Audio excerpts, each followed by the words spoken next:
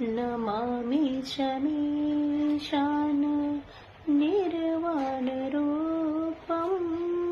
विभुव्यापकं ब्रह्म वेदस्वरूपं निजं निर्गुणं निरविकल्पं निरीहं चिदाकाशमाकाशवासं भजेऽहम् निराकार मोकार मूलं तुरीयं गिराज्ञानगोतीतमीशं गिरीशं